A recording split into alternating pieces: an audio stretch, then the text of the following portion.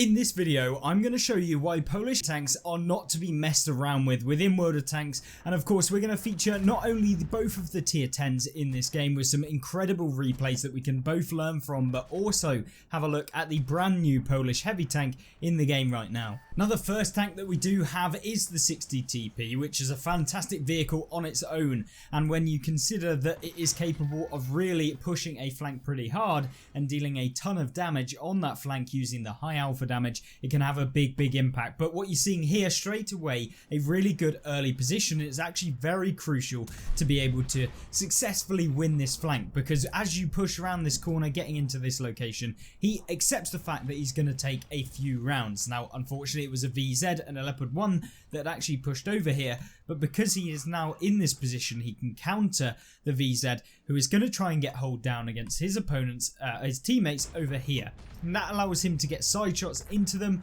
and it really stops the VZ from poking them.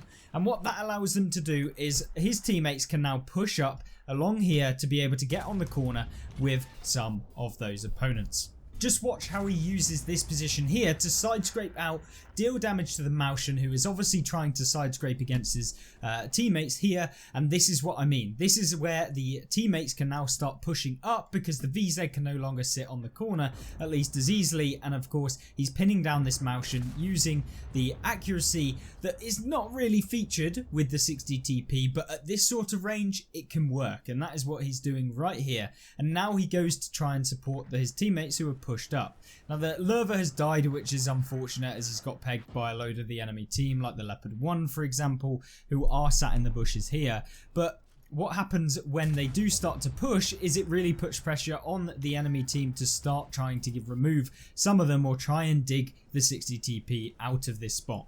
If he can take out this Maushan right here, he's going to be able to then push to try and deal with this VZ, and once he's able to deal with this Maushan, the VZ is going to be in quite a compromised position, and similarly the Leopard 1 and all of the other vehicles are going to be in a bit of a stalemate since he can essentially push. Now the Leopard 1 on the enemy team is of course somewhat experienced in what is going on, and you can see he's repositioned to the location as you saw there to make a pre-fire, or at least pre-aim where the 60 TP is likely to be coming around. But with the VZ then putting in a shell into his teammate, finishing him off in the defender, he's able to get a free shot onto the VZ, and now this is what you exactly want from this position.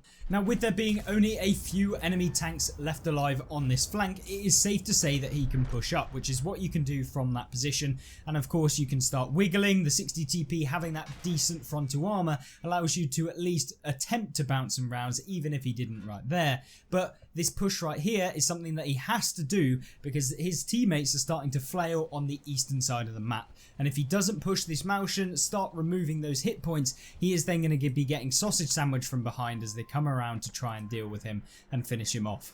Now, given the fact that the 705 has come around at the same time and the Maushan's already fired, he's able to try and go for the turret cheeks, doesn't manage to pen even with the heat rounds of the 60 TP. A little bit unfortunate there, but it is time to really start putting pressure on this Maushan. A few more shots will remove him from the game between him and the 705A, and can he hit this shot? Yes he can, there we go.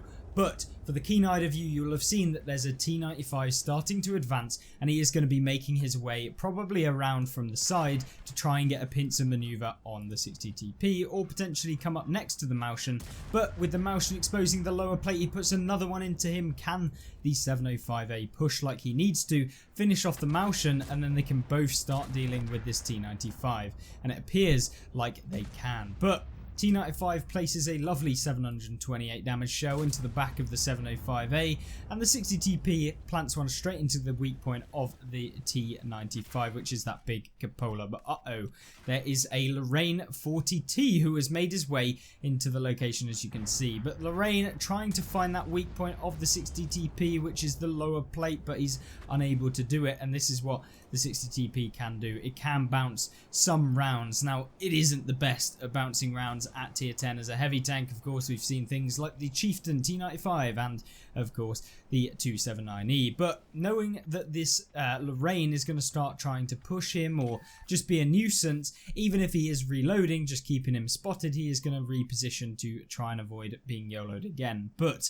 T95 is now a pretty low health boy, so hopefully he can deal one shot of damage to him and avoid that T95 shell potentially to try and get some more damage out of this game, which is what these high tier players, higher win rate players will always try and do. Is it isn't always about just trying to get the as many kills or as many I don't know, medals or whatever it is, but it's about trying to survive the longest, which subsequently ends up giving you the damage and stuff like that. So it's all about where you're positioning your tank, and it's the biggest way that you will be able to win as a player more consistently, and hopefully these videos are going to help. So if they are helping, or at least you find them informative or useful or interesting to see these high tier replays, then let me know in the comment section down below, and give me a like if you do like the video, and let me know if you change anything or what you want to see next on the channel. With the Spatuk and of course the Lorraine 40T and the Tortoise still around, the Iron Arnie manages to finish off the Lorraine, which is probably because he was unspotted and the 60 TP hadn't been within signal range to actually understand what hit points the Lorraine was actually on. But with a Tortoise and a Spatuk left alive and only 1890 hit points shared between his team, it is not looking good, and with the Tortoise's incredible damage per minute, they could all be removed very, very quickly. So he has to play this exactly right. So just watch what he does here.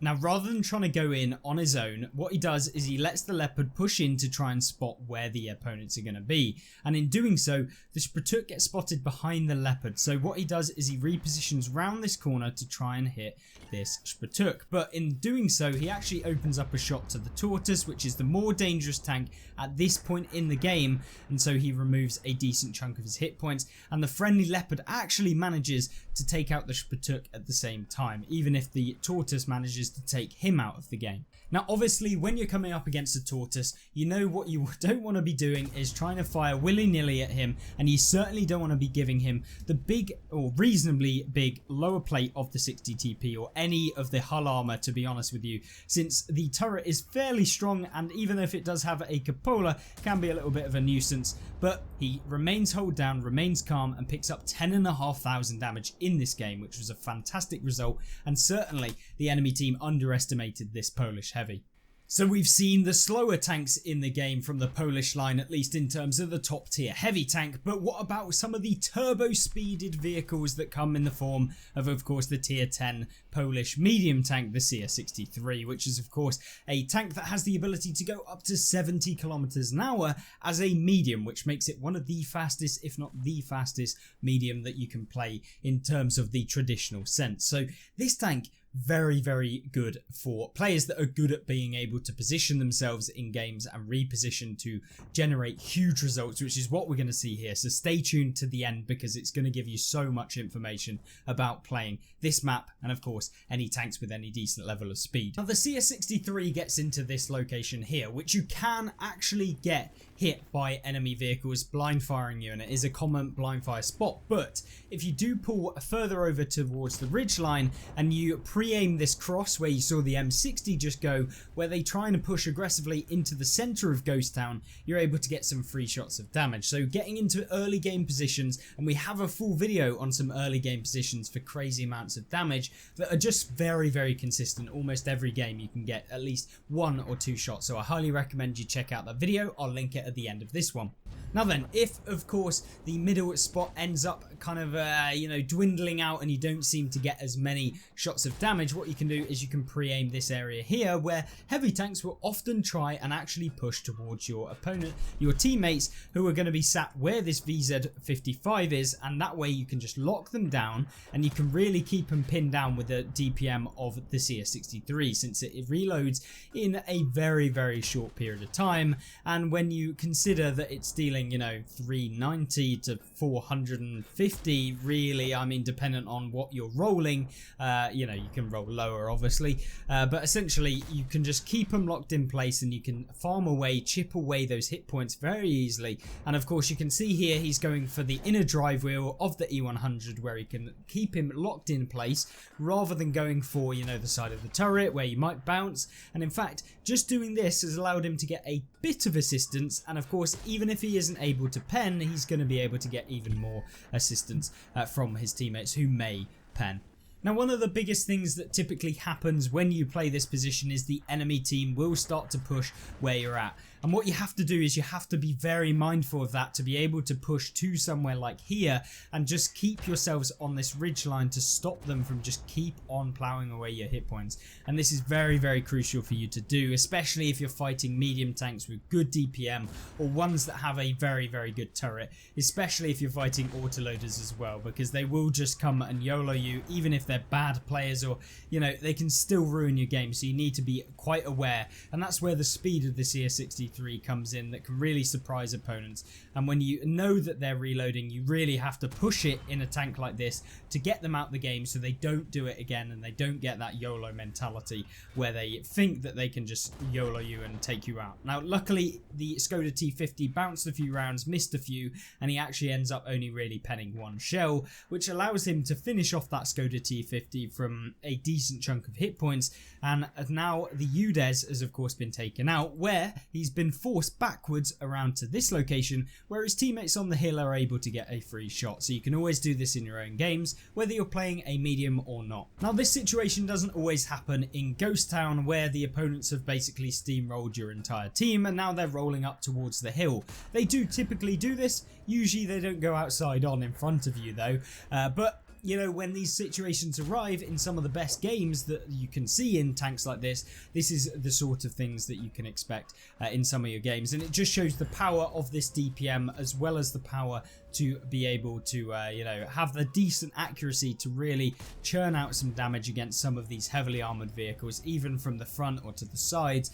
It's capable of being able to do that. Now, obviously, as with most of the top games that you will see in vehicles like this, he is of course firing a lot of premium.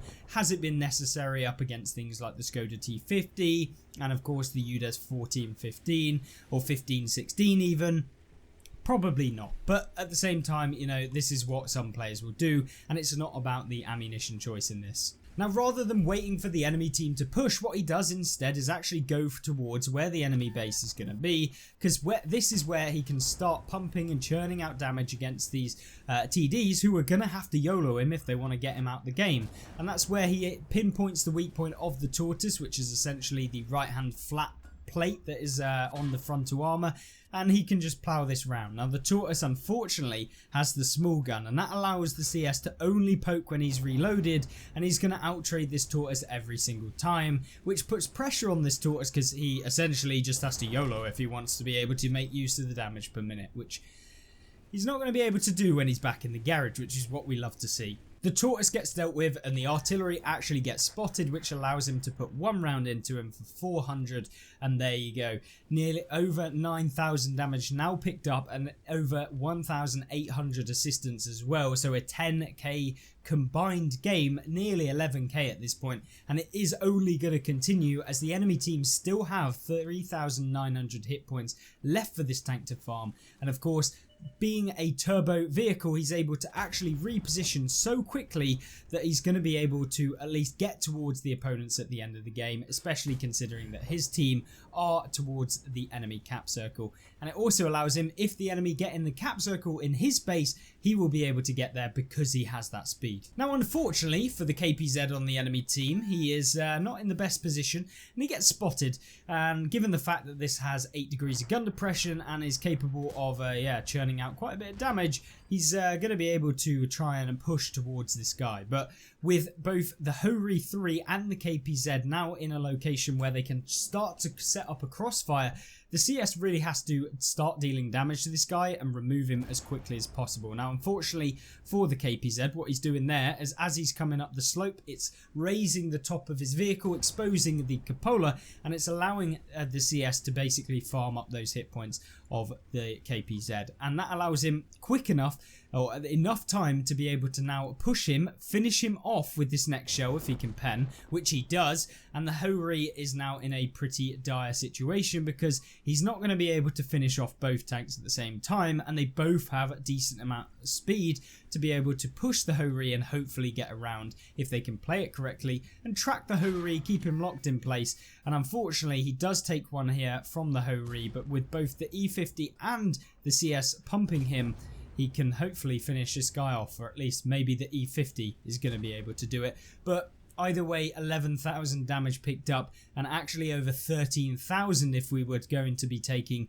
the assistance in combined damage there. And he finished it off the Hori with the final shot, making this one of the best CS63 games I've seen in a long time.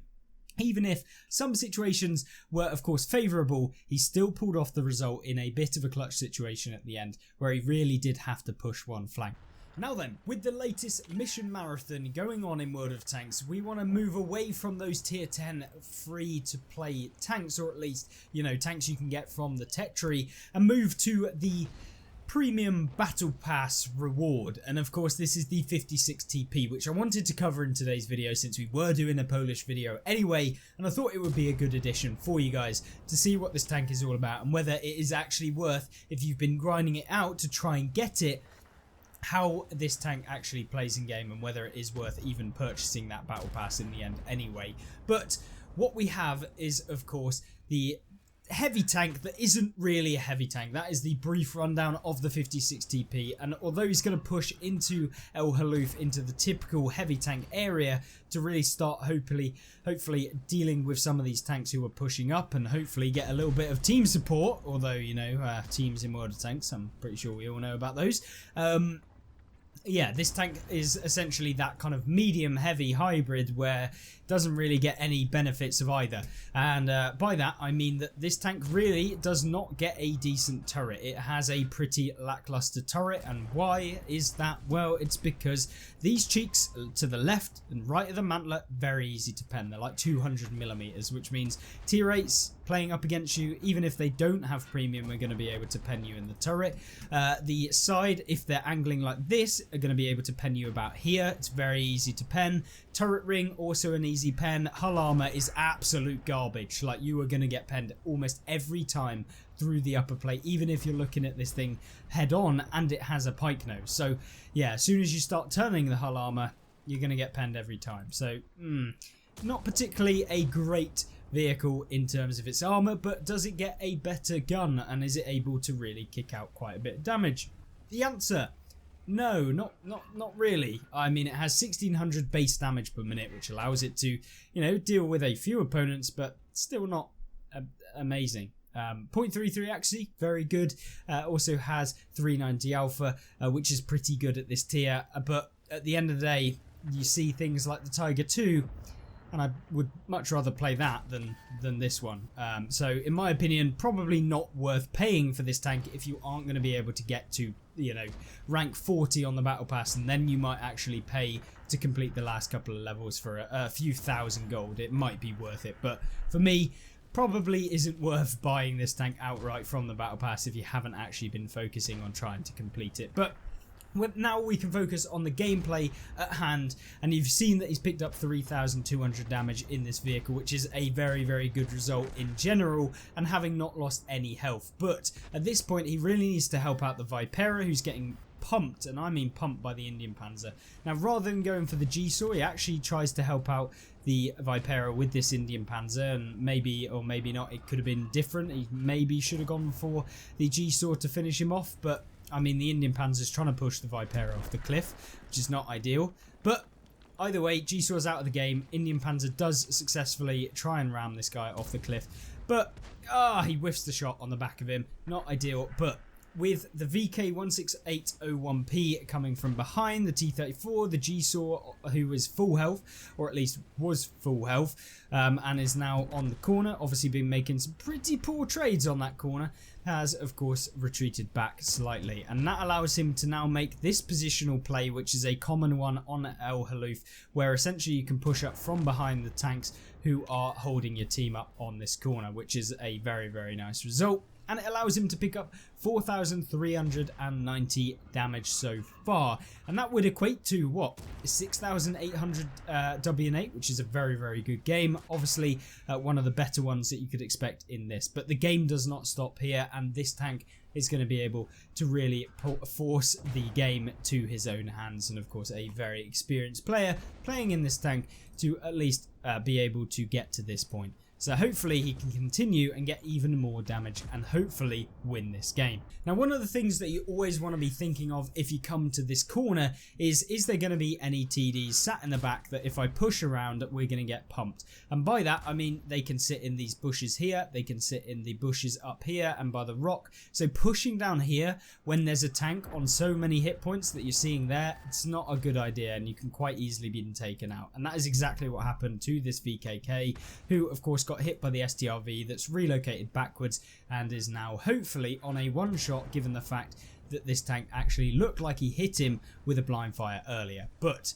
VK16801P comes out side on, which is questionable given the fact that he probably should have gone for the 56 TP, and he gets a free shot into him. T44-100 actually pushes the T34 and takes him out, which is great, but VK1001P ends up tracking him by a badly aimed shot, obviously trying to go for the tracks rather than just going straight through the upper plate, which would have been a much better idea because it doesn't get an upper plate.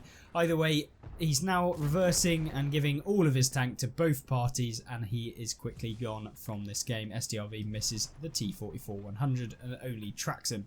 So what do you do from here? Now, of course, what you always want to do when pushing down this location, for the most part, is not go around this corner here. Going around this corner is terrible. It exposes yourself to everyone, and it is not going to end up well. What you want to do is always come around this rock to here, or go all the way around to this rock here, where you can get shots onto the TDs who are probably going to be in this sort of area here. You can also proxy people that are there, and this is not good. The ISU 152K decides to YOLO.